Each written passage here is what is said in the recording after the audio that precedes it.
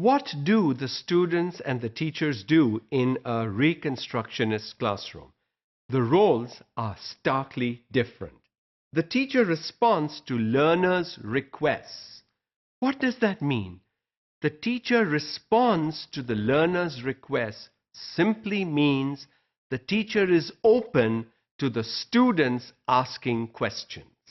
And when students ask questions, they are thinking.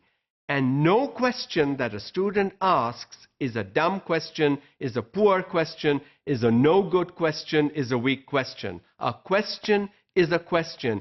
The student was thinking, the student has this issue, the student needs this help, needs this clarification, needs to understand more, and therefore asks the question. A Reconstructionist teacher will be open and expect students to be asking questions in his or her classroom. There is no to questions in such a classroom.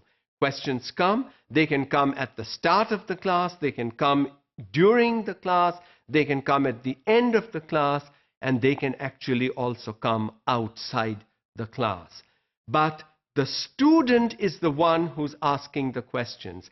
And when students ask questions, they are normally how or why questions. Students do not ask the what, where, when, and who questions. So when they are asking the how and why questions, they are thinking beyond lower order thinking. They are getting into higher order thinking. That is where you ask the why and the how questions. So the teacher's role is to respond to student questions, not by providing all the answers, but by asking the class to provide answers. So returning a question with another question to the class. When that is answered, putting yet another question to the class, and that questioning process continues. Does not initiate learning in the students.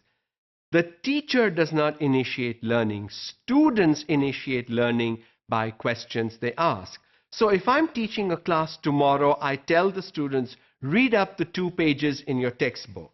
Now, next morning in the class, I start by, what did you read? How did you find the reading? What was the difficulties?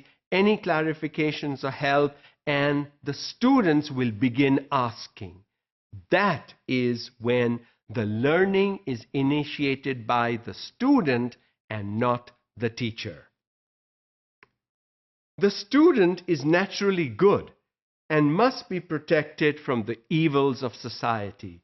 That is why, especially when we see society practicing what we don't preach and not practicing what we preach, that's the problem here.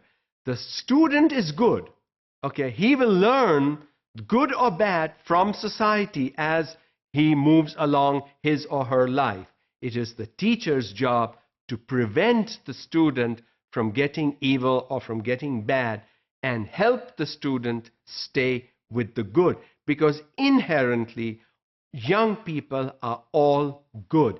They develop the bad habits, they develop the evil things in life based on what they see and experience in their homes, in their communities, in their societies, and begin to believe that that is true and not what the teacher is trying to say or have them do in the classrooms.